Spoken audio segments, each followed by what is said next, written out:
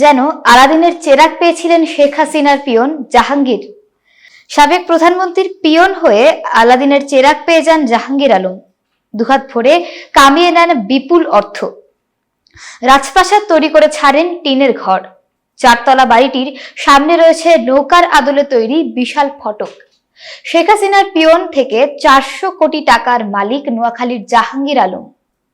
Facebook Saifullah Kamrul ও আতিয়ার সজল জাহাঙ্গীর আলম নোয়াখালীর চাটখিল থানার খিলপাড়া ইউনিয়নের নাহারখিল গ্রামের বাসিন্দা। তার বাবা ছিলেন কেরানি।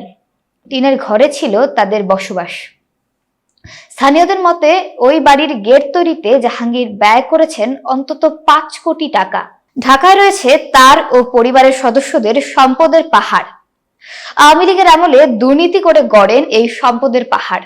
এ নিয়ে অনুসন্ধান করেছে দুর্নীতি দমন কমিশন দুদক। খোঁজ নিয়ে জানা গেছে, প্রধানমন্ত্রীর সঙ্গে থাকা যে দুজন পিয়নকে বহিষ্কার করা হয় তাদের একজন 400 কোটি টাকার মালিক নোয়াখালীর জাহাঙ্গীর, অপরজন গোপালগঞ্জের আব্দুল মান্নান। বহিষ্কারের পর 2023 সালের 6 ডিসেম্বর প্রধানমন্ত্রীর কার্যালয় থেকে এক প্রজ্ঞাপন জারি করে জাহাঙ্গীরের বিষয়ে সবাইকে সতর্ক থাকতে বলা হয়।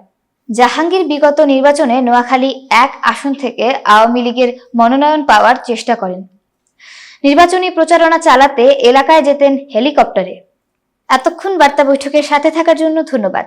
নতুন নতুন তথ্য ও সংবাদ পেতে বার্তা বৈঠকের ইউটিউব চ্যানেল ও ফেসবুক পেজের সাথেই থাকুন।